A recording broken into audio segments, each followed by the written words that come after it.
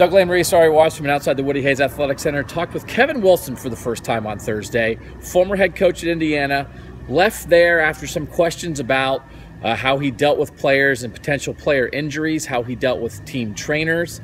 First chance to really talk to him here at Ohio State. Ari, first of all, like in your opinion, how big a deal is this stuff with Kevin Wilson, with him coming here not as the head coach but the offensive coordinator?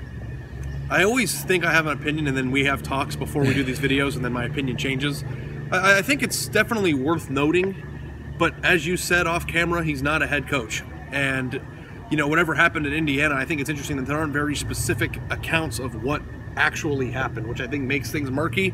It also makes people want to have answers to these questions, but he's here to run an offense and he's not here to lead a program, and I think there's a distinction between those two things. I do think this is worth us watching this. You know, I think you don't just say that was in the past and there's nothing to talk about here.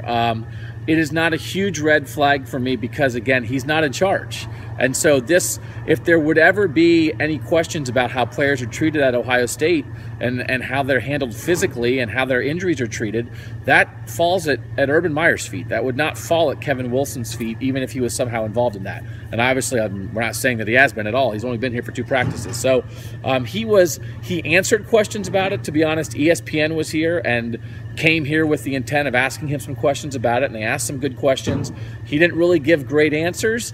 He didn't evade them, but he didn't really get into any specifics. But he had to deal with this at some point. You know, we had not had the chance to talk to him. We had to have the chance to ask him about this stuff. But I'm going to, I think, give him a chance, but not forget how he left Indiana. For Ari Wasserman, I'm Doug Lesmeri-auth. Read and watch at cleveland.com.